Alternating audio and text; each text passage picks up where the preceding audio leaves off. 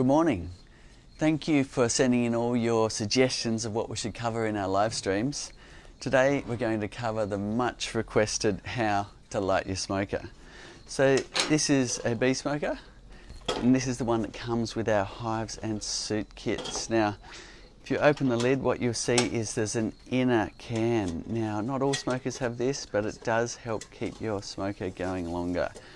If you have this in your smoker, great. If you don't, doesn't matter. It's much the same as lighting a smoker with or without that inner can.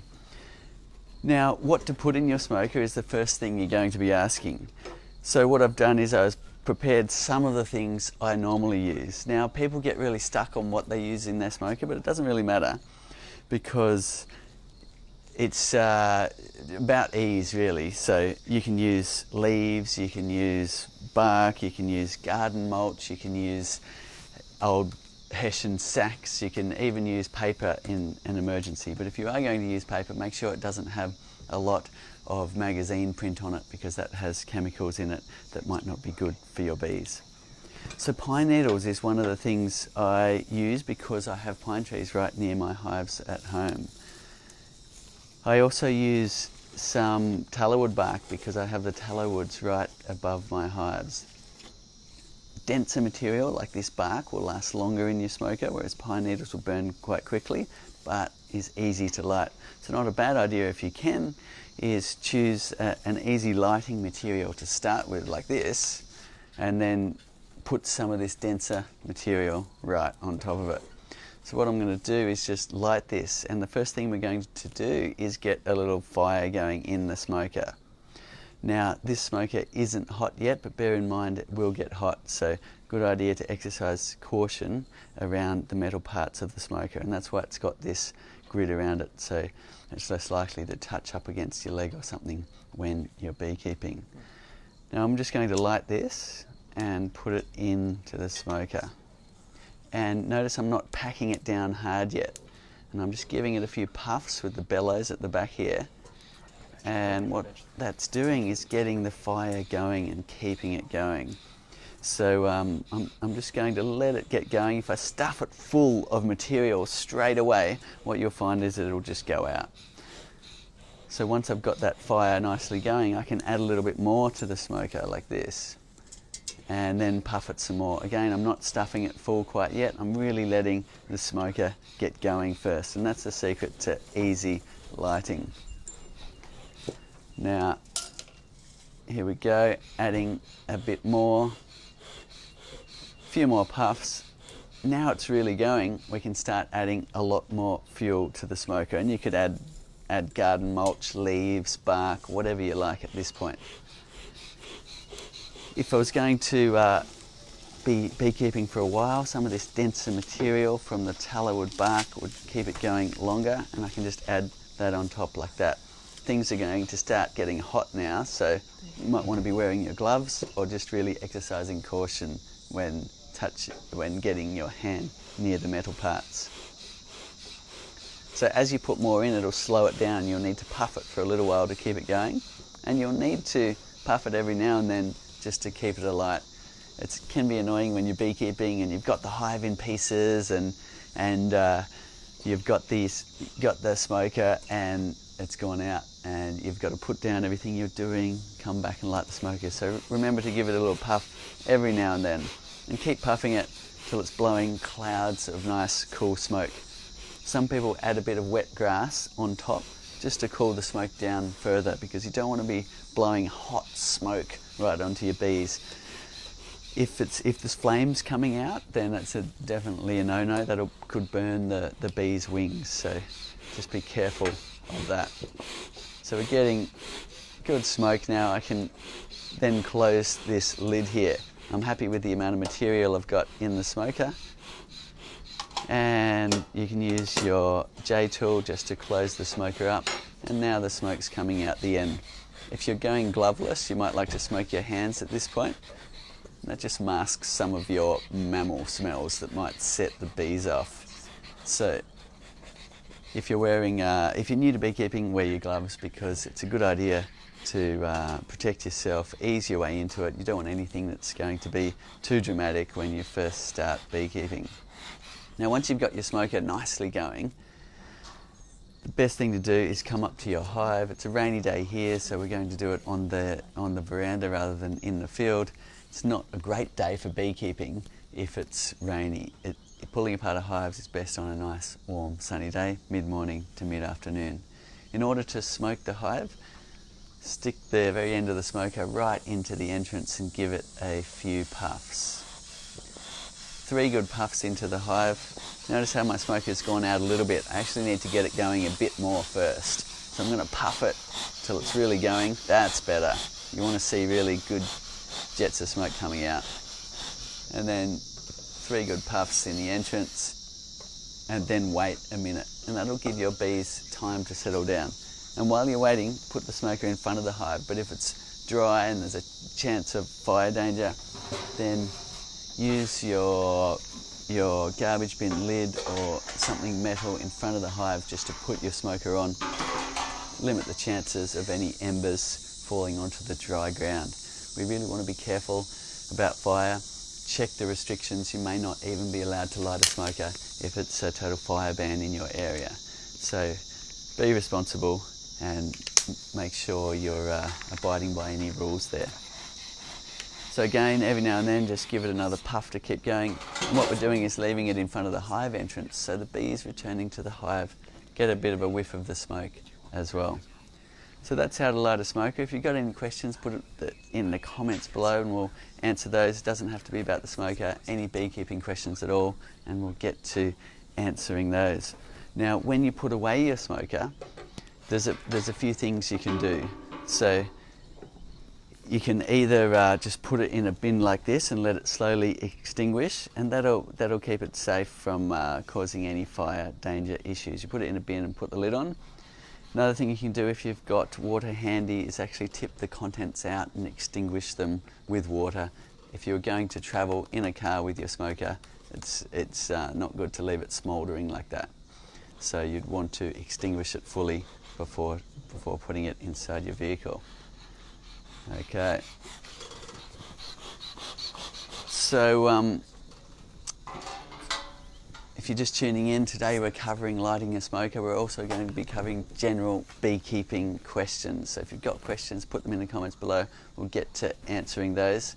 Another use of your smoker is you can use it to clear bees away. So if you're doing a brood inspection and you've got bees all over the top of the frame parts and you need to work that area, then adding a bit of smoke will just clear the bees away from that zone, so you can get in there and lift out those brood frames much more easily.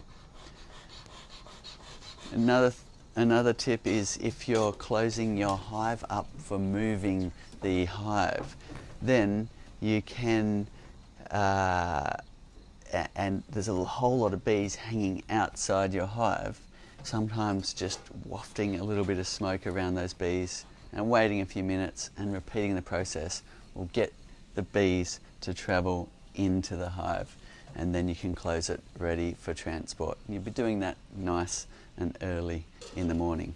But the main function of a smoker is to provide that calming effect to your bees to make it easier to do your brood inspections. Questions? Fantastic, Cedar, and a few people noticing our little native bees going into our pollinator house behind you on the wall there. Oh, great. Yeah, it's a very busy little pollinator house, that one. We've got a fire-tailed resin bee just reversing out here. Look at that. It's a beautiful bee, that one. We get a lot of those here, and we've got a masked bee just popping its head out of this tube here. Isn't that a beautiful thing? And look, here's a green something. I'm not even sure what that is up here. This iridescent green one. Fantastic. A good show here today. Here's another firetail just coming out. And lots of these tubes have been used by various different species. It's a great thing to be supporting all of the little pollinators that we all depend on. Fantastic. Cedar, a couple of questions. Is there anything that wouldn't be good in a smoker? So you don't want to put anything that's going to have a nasty chemical effect in the smoke. So don't use magazine paper because it's got a lot of chemicals, a lot of stuff in that print. You could get away with newspaper if you had to, but paper without print on it at all would be better, because what can happen is whatever's in those inks is going to turn into various different gases that might not be good for your bees. So I'd steer away from them and steer away from anything not natural. What you want is just some garden mulch, some leaves, whatever you've got around, pine needles, bark, doesn't really matter. Don't get stuck on it has to be one thing or another. Just try what you have around you and see what works for you. The denser materials will last longer in your smoker. The lighter materials will be easier to light. So if you've got a bit of a choice, start with the nice fluffy light material to get it going, and then put some denser material on top to really keep it going for a longer time. Great. And Cedar, obviously in Australia we do have fire restrictions here sometimes. Does that apply to a smoker if you're wanting to inspect your bees? It does. So you need to look up what you need to do. Now, there is restrictions that come in, and reading them last year when we had a lot of fires, it was there were some restrictions that said you actually had to light and extinguish your smoker indoors, not out in the field, and you had to rest it on a metal lid like this. And in some cases, in extreme fire danger, you won't be allowed to light the smoker at all. So please be aware, fire is a really serious thing, and make sure you're abiding by any fire restrictions. Great, and Peter Cox, our ambassador's commented on that as well. So that's great, a big fire problem here in Australia. Cedar, when you're harvesting honey, would you use your smoker, or is it mainly for inspection? When you're harvesting with the flow hive, I don't use the smoker because the bees hardly notice what's going on at all. The honey just drains out from beneath their feet and they're going about their business as usual. If you're harvesting in the conventional way, yes, you'll need to use your smoker, unless you have a very calm hive. But 95% of the time, beekeepers will be using their smoker to harvest honey in the conventional fashion because they're opening the lid. The bees clearly respond to that. They're storing their honey. It's like their gold, and they store it at the back of their nest away from the entrance because they're trying to guard it from things like robber bees. So when you come to open the lid like you're some big bear to take the honey, they really don't like that, and you'll need to smoke them to provide that calming effect and mask the alarm pheromones of the hive. Right, Cedar, does the smoke make some bees leave the hive because they're fearing that there might be a fire? It doesn't have that effect. What more happens is the bees tend to prepare themselves in case they have to leave. So bees are quite clever. And what they'll do is they'll start loading up, and they'll drink some honey. They'll fill their honey stomach in case they've got to take flight and set up shop somewhere else. And they'll need those resources in order to create wax and start building comb again. Fantastic, Cedar. We've seen you before light your smoker with some big blowtorch. Is that just for ease of access, or caramelising your lemon tarts or something? Yeah, it's just because the blowtorch can be handy if your fuel is wet. So this fuel is actually a little bit damp. It's been raining recently, but because it's nice and fine, I was able to light it easily with a lighter. But some people get a bit annoyed with trying to light a smoker, and using a big blowtorch is one way to speed that up and entertain yourself by blasting the fuel in here, and away you go. If you start with a small amount and slowly build it up, you don't need to do that. If you're stuffing it full from the beginning, you'll need to blast it with a blowtorch in order to get it going. Also lots of fun. Cedar, what about putting out the smoker? Peter Cox has come in and said that he'd learned a tip from his mentor about putting a bolt into the nozzle, and it reduced the airflow and it helped the smoker slowly go out. Your thoughts on that? great tip. Some beekeepers will put some green grass in the front, some beekeepers a stick, others a bolt, as you say, and it will help extinguish the smoker. You can also just put it in a bin like this, that'll limit the airflow, put the lid on. You can also tip out the contents, bearing in mind fire danger. You'd only do that if you've got water handy to extinguish the embers on the ground. So if you are travelling in the car with your smoker, you don't want it just continuing to smoke like that in your vehicle, so you'll want to tip out the contents and extinguish it, or extinguish it right in there, although then you've got wet fuel in your smoker for next time, which isn't ideal. Great. Mary's got a great tip. She's saying that she cuts up old hessian bags into strips and they seem to last the distance. Okay, great. I've heard of that. Some people hang their old hessian sacks on their fence for a while to give them a bit of extra effort to break them up a bit more, and they'll use that for their smoker. Hessian's a natural substance, so that's fine. Some people even use dry cow dung in their smoker. It's like when you go to India and they use that for cooking, it just smoulders away. So you could even use cow dung if you're living on a farm. Great. Is there any alternative that you know of that you could use when there are fire restrictions? So there is some things coming on the market. I haven't used them, but you know how smokers are using vape smokers these days. There is a vape version of a smoker that somebody has made. If anybody's got experience with it, let us know how it goes. And that would be one that doesn't have the fire issue. Great. John's got a question. It's not related to the smoker. It's just saying that they seem to harvest the middle of the flow frames and the bees seem to fill them up straight away. But for some reason they're not filling the outside frames. Okay, so that's interesting. Each hive is a bit different in what they'll do, and it's interesting to learn about your hive, and it sounds like you have, where you've actually noticed that they'll fill up the middle but not to the extremities. And I've had a hive like that once where they'll never fill the back window that you're viewing, but they'll fill all of the centre. And mostly the bees will do what they're told and fill up the back window so you can really see that view, but occasionally you will get bees that for whatever reason like to leave the extremities empty. And I'm not sure, maybe it's a genetic trait from when they would leave comb around the outside of a hive, one that's just hanging in the open. Bees will do that sometimes, and they'll just leave comb around the edge with no honey in it as insulation for those cold nights.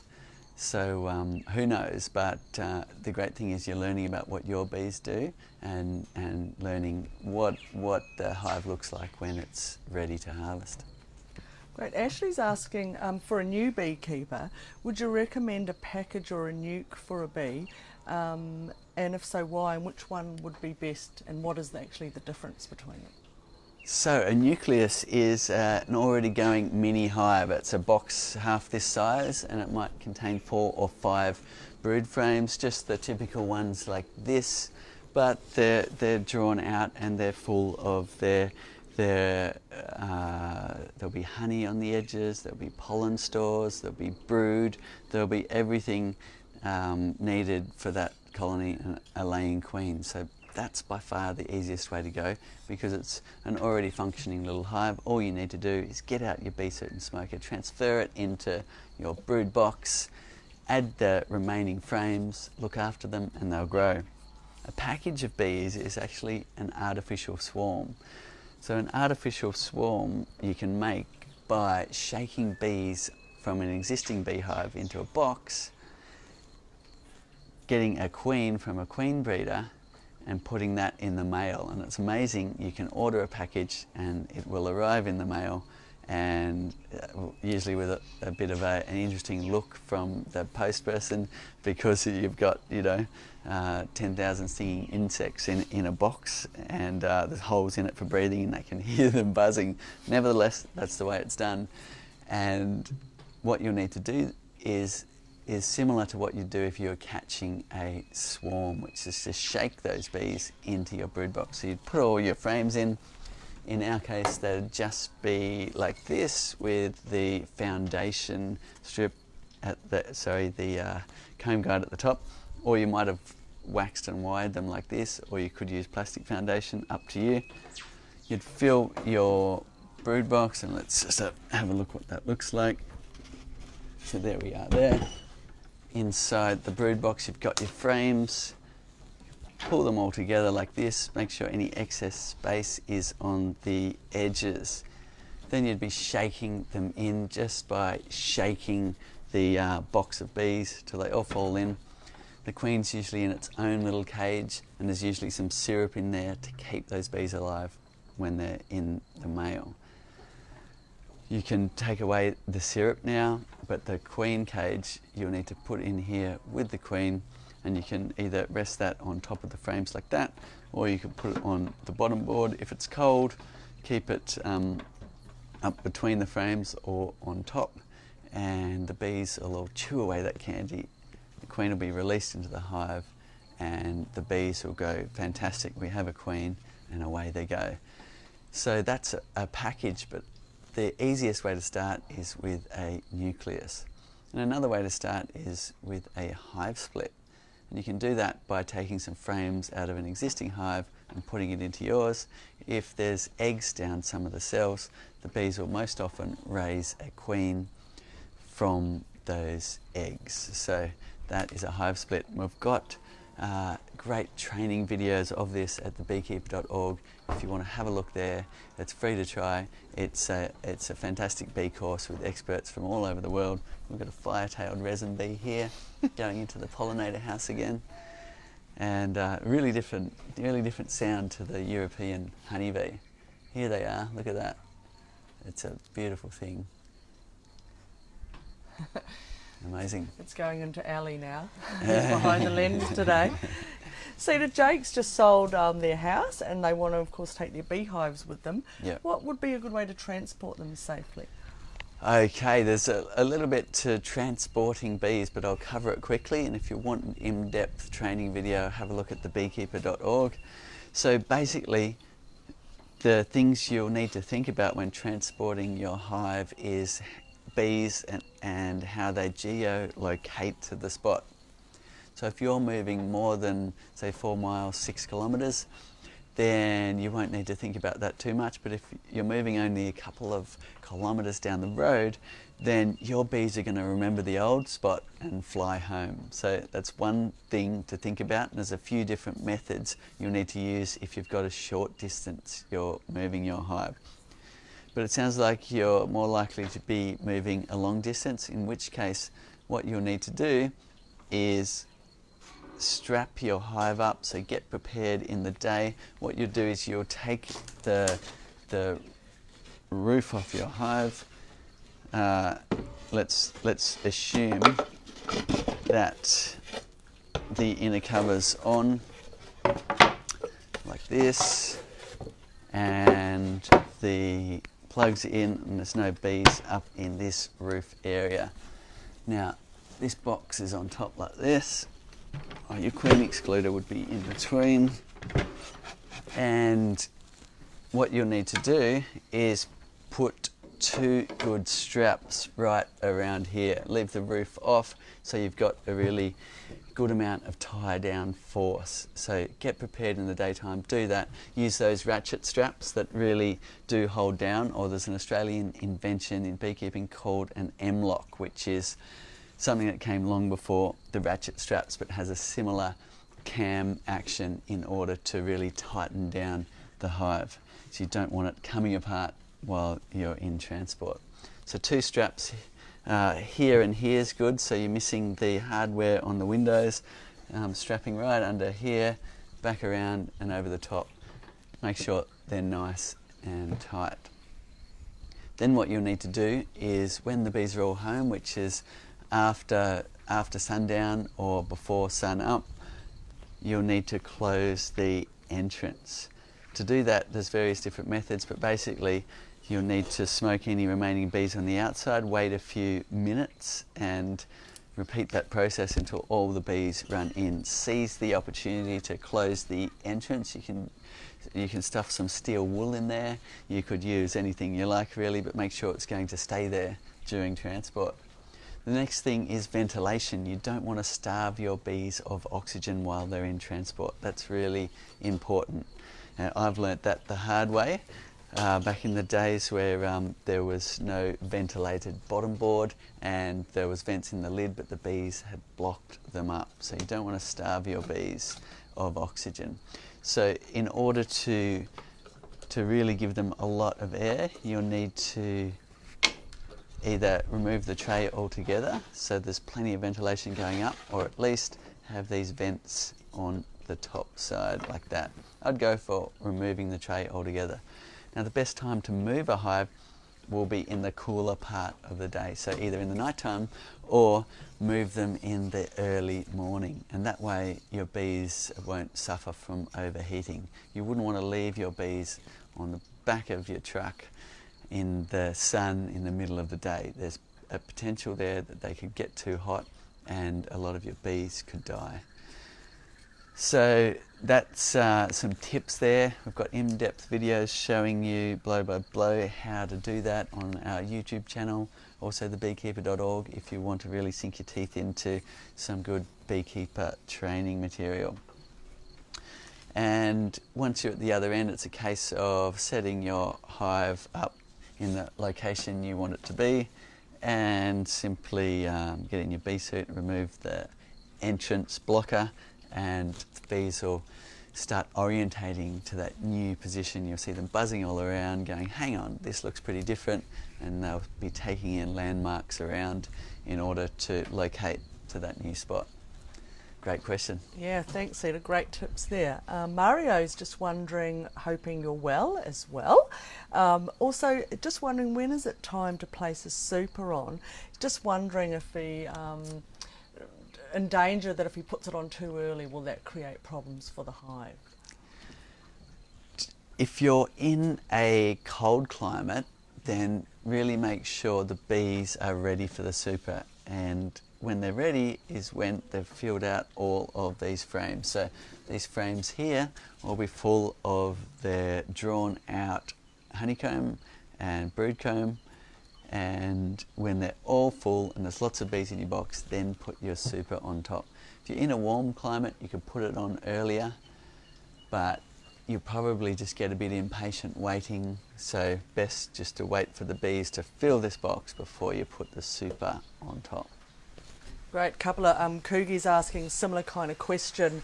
The bees have started storing honey in the frames, the queen's laying and it's about 80% full, and wondering should they wait for it to be 100% full, or is 80% full good enough to add that super box? If you're in a warm climate, you could go ahead and add the super. In the colder areas, I would wait till they fill out all the frames and there's a lot of bees when you lift the lid off the hive. Great. Here's a good one. Brittany's saying that her bees seem to be calmer when she doesn't smoke them. Is it okay not to smoke them? And when she does, she generally uses an organic sugarcane mulch. Okay, great. That's what this one is here, the sugarcane mulch. That's just, you can get that at the local hardware store. But again, just use what you have available. There's no point in going and buying special things for your smoker when there's lots of things in your garden that will do in terms of getting your smoker going. So you're right, when you first smoke them, the sound of the bees and the buzz will increase and you think, oh, that's no good, but it actually a minute or two later has the opposite effect of calming. But by all means, if you're gaining experience as a beekeeper, you can start experimenting with not using smoke when you open the hive. But wait till you're experienced before you do that. Some bees are so calm that you can inspect the hive with no smoke at all, and some bees are so calm you can inspect the hive with no bee seed on at all. But I wouldn't recommend that when you're new to beekeeping. Protect yourself, use your smoker, give yourself an easy start in beekeeping. Great. Lynn's got a few questions that have come in on Facebook Live. She's in south of San Francisco in USA. Very excited to be getting her flow hive in a couple of weeks. Just wondering, she's going to stain the hive. Just wondering how long between finishing the stain should she leave it before she installs her bees? Okay, so beekeepers conventionally usually use probably the strongest outdoor lasting house paint they can find. It's not low VOC, and they paint the boxes inside and out, and their bees are fine and their bees stay. So I wouldn't worry too much if you're transferring from a nucleus into your hive. If you're staining the outside, your bees will be fine. Generally, we advise keeping the inside perfectly natural for the bees, but again, you can stain the inside too if you want to. If the bees already have drawn out comb and brood, they won't leave. If you're installing a swarm, then that's a different story. If you've got a really strong smelling hive and you're shaking a swarm in, they may leave. So a few factors there depending on which way you start. But go ahead and stain your hive, and if you're transferring a nuke or taking a split, your bees will be very happy in there. Great. So say this is from Lynn again in San Francisco. Just wondering, once she's harvested honey, does she need to leave honey for the bees in winter? It's one of those winter questions again. You certainly do if you're in an area that gets long, cold winters. So in San Fran, it's not so bad. The winters are mild, so you'll need to leave less honey available during the winter time than you would if you're in the colder areas of North America or Europe. There's people keeping flow hives in even as far as Norway. So in those areas, you're certainly going to need a lot of honey stores in your hive for your bees to survive. It is their source of energy. What they'll be doing is eating the honey to stay alive, but also to give them energy to disconnect their wing muscles and vibrate. And that's how they warm the colony and keep it warm during the winter time. So in those colder areas, you'll need a whole box, or in extreme cases 2 boxes of honey to survive a long cold winter. In the more temperate climates like this, we can actually harvest all year round. So in San Fran, it's going to be a bit like that. Ask some local beekeepers. You might even be able to do some harvesting in the autumn and still be enough forage around. Just ask the local beekeepers and get the heads up on how much honey you should leave for the winter. Great, we're just getting a little bit of rain here, which is very nice. Cedar, what's happening in that pollinator house? Yeah, we've got more activity. Look at that. A beautiful little bee, a masked bee. And that's one of our Australian native bees. There's about 20,000 native bees to our world. A lot of them don't form colonies, they just are solitary bees like this, raising some young in a tube or a hole in the mud and going about their business. And they're really important to the survival of the matrix of life that we all depend on. Great. Cedar, Sam's asking, been advised to maybe add a second super, but just wondering, do you add another queen excluder between the 2 supers, or do you just have the 1 queen excluder? No, 1 queen excluder is enough because the queen won't get through that excluder, so therefore any boxes above that you don't need an excluder on because she won't get into those areas. Where did the excluder go? I had it around here a second ago. There's a queen excluder has wandered off. They'll do that sometimes. But basically it's a grid 4.3 millimeters wide that the queen is too big to get through, and that means she'll stay downstairs in the brood box and won't start laying eggs in any of your honey boxes. Now, some people will go no excluder with a flow hive. Thanks, Trace.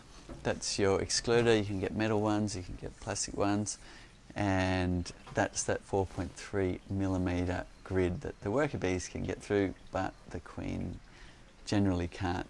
Occasionally she'll slip through there when she's a young queen, and you'll have to put her back downstairs, but mostly she can't get through, and that works quite well to eliminate her from laying in any of your honey supers. Some queens won't lay in the flow frames, and you can go without an excluder, but it seems to be very queen specific. So if you want to experiment with no excluder, then go for it, but make sure you're inspecting to learn whether your queen will or won't lay in the flow frames.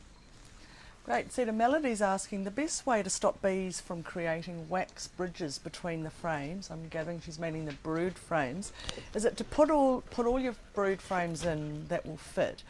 And if you leave one out, does this cause a problem if you have a bit of a gap in there? It definitely does cause a problem if you leave some of your brood frames out, and I'll show you why. I'll just take this box off the top.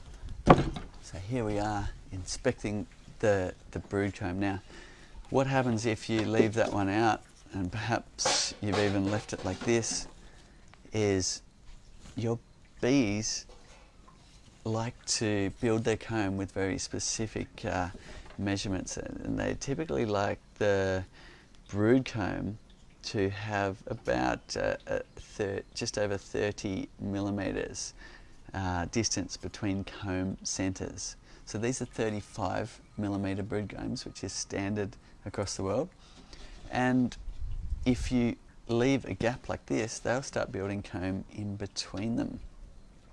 And if there's a gap over here, they'll start building comb there as well. They will fill the entire cavity, and they'll often do that before building on the frames. They love a bit of empty space to build some random comb, and the problem with that is you can't inspect the frames, and that is a requirement in beekeeping, that you are able to inspect the frames for pests and disease. So if you've left a frame out and they've gone a bit random, you'll need to fix that up by cutting out that comb and getting them building nice straight lines on your brood frames. So if you've got extra space like the flow hives have on the edges, you'll appreciate that as the bees build up, and you'll be able to move a frame sideways in order to get the frame out. Then move the brood frames together in the middle. Keep that excess space evenly distributed between the two edges. Great. Cedar, Michael's asking, I'm assuming he's in Australia, do all hives have to be registered with the DPI, which is the Department of Primary Industry, or any other body? Yes, great question. So if you're in Australia, you will need to register your hive. There's a small contribution of $60 to make, and that goes towards helping keep our beekeeping going in the country, help keep services going, like testing slides for pathogens such as AFB. So register your hive. It's something you'll get a reminder email if you've purchased from us to make that registration, and there's a number you'll need to write on your hive equipment to show that you have registered it. Great. Kelly's asking, he leaves a bit of honey on for his bees in winter, but just wondering, should he remove the queen excluder at winter time? Because he's just concerned that what if the queen then starts laying in the super? Yeah, okay. So there's different overwintering, it's called. Now if you've got a long cold winter ahead, you'll need to do some preparation before that. So you're going to either remove the flow super altogether, and your bees will either be surviving on what stores they have in the honey box, or better still, you might have a double box here with another box of just comb like this on top for the bees to survive on during the winter. But if you want to leave the flow frames on during the winter, as you say, removing the excluder is something important to do, because what happens as your bees move from this box after consuming any honey stores in that area up to as the ball of bees is bunkered down keeping warm, they'll actually move up as they consume the honey stores. And if the queen can't get through the excluder, she will perish from cold as she's left behind downstairs. So you don't want that to happen. If you've got months and months of cold winter, then remove that queen excluder to allow the queen to stay with the ball of bees during that winter time as it moves through the hive. Now come springtime, as you say, you'll need to put your excluder back in. To do that, you'll shake all the bees down to the bottom box, put your excluder back on, and put your top box back on again. And that way you'll know the queen's downstairs and laying in the appropriate area. Great. Cedar, we've got someone from southeast Queensland, Leanne, checked her hive a few weeks ago and it wasn't ready to add the super. So she's going to check her hive again. Just wondering, is it too late to now put that super on? Not in southeast Queensland. You might even get some good flows depending on whether you're inland or on the coast. In the coastal regions, you will get winter flows, and you might even get a good paperbark flow during the winter, which some people are even harvesting good honey crops in the winter time. So it may not be too late. If you're in the inland areas, it tends to be more of a spring, summer, autumn where the honey flow is happening, and not so much in the winter. But nevertheless, here we are, and there's plenty of time ahead in the season here before it gets cold. So go ahead and add your super as soon as your bees have filled all of the frames up, as soon as they've drawn all the comb. So get in there and have a look. If they're out to the edges drawing their comb, there's lots of bees in there, by all means put your super on top. Right. Cedar, JC's asking, how far off the ground do you need to put your hive? So that depends on what kind of predators you have in your area. We have cane toads here, and that's why we like to get them up off the ground a bit. So if you've got a classic without the stand, then perhaps put it up on some Besser bricks or something like that, or some logs, just to give a bit of distance from the ground. Cane toads can't climb. They will knock on the hive in the night. The bees come out to see what's going on, and they'll eat them. And if you've got lots of cane toads in your area, then you'll find the numbers will be dropping in your hive unless you get the hive off the ground a bit. So if you've got lots of cane toads, you could even lift it further than this, extend these legs out, and even add a block of wood or two under to lift it even higher off the ground. I know in other parts of the world there's things like skunks that'll get to the hives. I've got water dragons at home. They don't tend to eat too many, but they're a big lizard that likes to eat bees. The birds you can't do much about, so lifting them up won't help, but there really isn't an issue with bee numbers being diminished by the birds. They tend just to eat a few, and I figure fair's fair. So lift it up for those cane toads and any other predators that you might have in your area. Just on that question before, Cedar, about the queen excluder, JCell, they're just on the Gold Coast, which is just not far from here. Just wondering, do they need to do that? Do they need to take off their super and get preparing for winter? In this area here, we are in northern New South Wales in the coastal area, and we leave our flow supers on all year round, and you can do the same where you are. It's only if you're getting really long cold winters that you might decide to downsize your hive for that winter time, give them less area to keep warm. Right, Barbie's asking, do we have mice issues with those eating the bees? We don't have mice issues in Australia that I'm aware of, and with the flow hive too, there is beekeepers in North America that say the flow hive entrance being smaller than a standard Langstroth actually keeps the main mice, that's an issue, out of your hive in the wintertime, which is a good thing. But some people will put a grid with about 8mm size mesh over the front, just to reduce the chances of mice getting in and making a mess of your bottom box. If the bees have moved up through the hive, the mice could then take advantage of the comb in your bottom and make a nice, cosy, sweet nest. Oh. Peter's asking, which split method do you prefer, the walk-away split or split to a second brood box, then move the brood box a few days later? Okay, good question, Peter.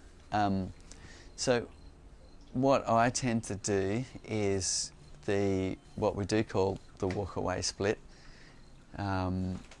Depends. If I've managed to order some queens, then that's a different kind of split. But the walk-away split is basically you take some frames out of this box, you put them into another box, you move this one over a little bit, so you're sharing the flight path between the two colonies. Give the weaker one the lion's share of the flight path, and usually they'll make another queen and away they go. And that's typically what we do here. If we have ordered some queens, then we would need to find the queen so we knew which box she was in, and then you could introduce the queen a day later to the colony that didn't have the queen. Great. Cedar, you talked before about we've got the cedar and the Australian hoop pine. Do you have to treat those boxes as at all? Could you just put them into your garden? So the cedar, you can go untreated. It is naturally resistant to mildew and moulds. What you'll find is it'll go through this slow stage over a year or two, slowly turning silver. Once it turns silver, that silvery grey colour is quite a nice look in my opinion. But the transition to silvery grey looks a bit odd, where it's kind of patchy. It's a bit natural wood looking and a bit silvery grey. So that one, it needs a bit of time in order to look good. The other alternative, of course, is you use a timber oil. The outdoor decking ones will last the longest. You can put them on the outside of your hive, and if you are oiling your hive, you will need to come back every 6 months or a year or so, give it a little bit of TLC and another coat to keep it looking good like this outdoors. Great. There's Kerry's asking about keeping ants. How do you stop the ants from getting in? And we're getting a few people replying as well. Ashley's saying she puts Vaseline on the feet to stop them from climbing up. So that's a good little tip there, thank you. So the leg bolts of the Flow Hive 2 here, you can wind them out a little bit and use this area down here to add a bit of Vaseline. That'll make an ant barrier. If you brush all the ants away from your hive, do that, remove the foliage from touching the sides of the hive, then you'll probably find your ant issues will diminish. They can be a bit persuasive in their they might be coming back one way or another because they're liking the nice dry home out of the ground. If you find they're still being annoying, you can put some cinnamon powder behind the window covers, and that will make it less enticing for those ants. They're not a problem for your hive, they're more of a cosmetic issue, and they can be a bit annoying when they lay a whole lot of eggs over your beautiful observation window. So would you recommend wrapping your hive during the winter time? So I'm no expert in overwintering hives. I've got some great training material at thebeekeeper.org where experts have made great training videos to help you with those kind of overwintering questions. It's a bit divided whether to insulate your hive or not. Some beekeepers say it's great, other beekeepers say your hive will actually consume more nectar because they're thinking it's warmer and they're going about eating some of that nectar. Some beekeepers say that it's important not to insulate. You want condensation on the inside of your hive for the bees to use as a water source. Other beekeepers say you don't want any condensation. So it's a bit divided in terms of to wrap and insulate your hive or not. I think the best thing to do is try and see what works for you. And along with that question, Kelly's just also wondering, could you also close up the entrance a little bit, but then how do you know if you've got enough air circulating? You certainly could close up the entrance for that winter time.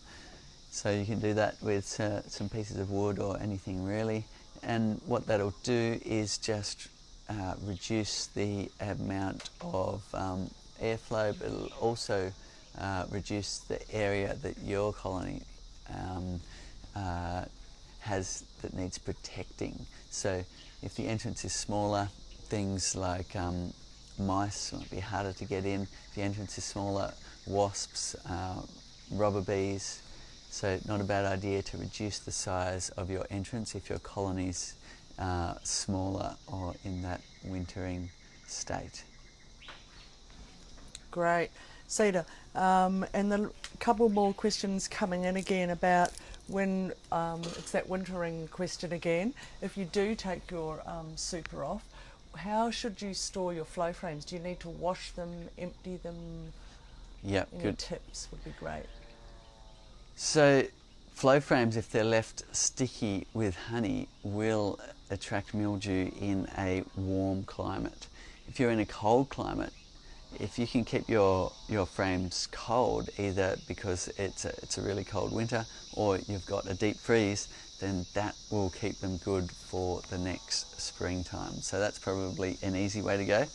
Otherwise, if you're in a warm climate and you're wishing to take your hive off and you don't have a deep freeze, what you'll need to do is harvest all the honey and try and get it to the point where there's no honey left, either by washing the honey off the frames and then you can store them. You want to store them in a tub away from wax moth and mice and things like that.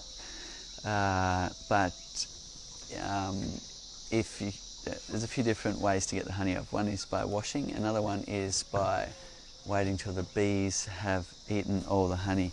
You could actually harvest your honey frames and leave them in the open position, and the bees will then not be able to refill them with nectar again, and they'll lick all of the honey out and leave them dry.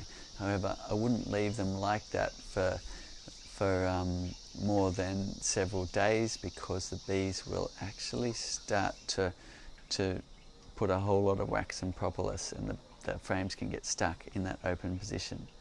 So a few tips there for storing your hive. It's if you're in a more temperate climate like this, leaving it on the hive allows your bees to keep looking after them and doesn't have that issue of keeping those frames for the next spring. If you can let the bees keep them, it's better. Great, Cedar. And if you are leaving your super on, like we tend to do here where we are in northern New South Wales, can you still harvest honey through winter, or should you just leave it for them? In this area we can harvest good honey through the winter time. The paperbarks really flower, especially when the rains come. So that's a wonderful thing to have the winter like that, but not everybody is fortunate enough to have honey flows in their winter time. If you're inland here in Australia, there won't be much nectar flow in the winter time, no matter where you are. If you're in colder regions, there won't be any nectar flow in the winter time either. So it really depends where you are. You can ask your local beekeepers what they do and try and see how you go. Fantastic. And Cedar, in terms of the super box, so you've taken the frames out, you've got them stored. Do you just have to keep the super box away from other bees and stored for winter, and maybe do some maintenance on it, re-oil it? Yeah, that's right. You could give it a bit of TLC before the next season, but otherwise it's a wooden box that'll store fine. Just keep it under shelter and it will generally stay as it is till the next season. We've got time for a couple more questions. Yeah, look, Shane's asking, this is one we get a bit on customer support actually. He noticed that the dovetail end notches on your boxes are black, and just wondering, have we used anything special on them? So that's the laser cut from our laser machines. So as it cuts through the wood, it chars the end and gives that beautiful effect of the black checkers. Now, it also has a bit of an effect of cauterizing the wood and limiting the moisture ingress in through that area as well, which is nice. But basically it's from the laser cutting. So we are using a solar powered laser cutting plant where the sun shines on the roof, turns into laser beams and cuts out our hives for us. It's a wonderful thing. May the force be with us with our laser beams. Cedar, lucky last question. How much honey do you get out of the flow hive each year? So that really depends on the season. Sometimes you get a really poor season, you don't get much honey at all. Other times you'll get buckets of honey out of your hive. Now each frame like this can be 3 kilograms of honey. So if you've got our flow 6, then that's 18 kilograms of honey if you harvested all the frames, and in some seasons you can do that multiple times. So like any kind of agriculture, you get the weather patterns lining up, or sometimes you don't. So we had a really dry year, lots of bushfires. That was a hard year for a lot of beekeepers here in Australia with very little honey crops, and but we're having a much better season this time around, even though there was a bit of a hangover from the fires and some of the plants still didn't flower. We're getting some good flowerings now, so that's fantastic. Sometimes if it's in the springtime and the flowers are dripping to the ground with nectar, then you can harvest all your frames and even a week later they're full again. So it's really extraordinary when the bees are in full flight, a strong colony coinciding with an amazing nectar flow. You get an amazing honey crop coming in. So hopefully you get to experience that, but it might not happen for you for a few years, or it might not happen.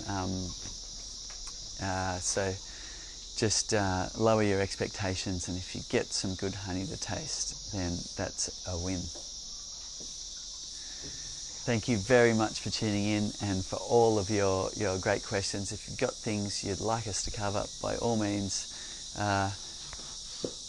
put it in the comments below and we'll try and answer all your questions so you can get started in beekeeping. If you'd like to jump in and do an online bee course with great training videos, have a look at thebeekeeper.org. It's free to try, and it's got very in-depth training material made to take you from square one all the way through to even a deep scientific knowledge in beekeeping. And it's also a fundraiser, raising funds for our honeybees, for habitat regeneration and protection, advocacy for honeybees, and also our little pollinating friends like you see over here visiting this pollinator house. Tune in again, same time next week.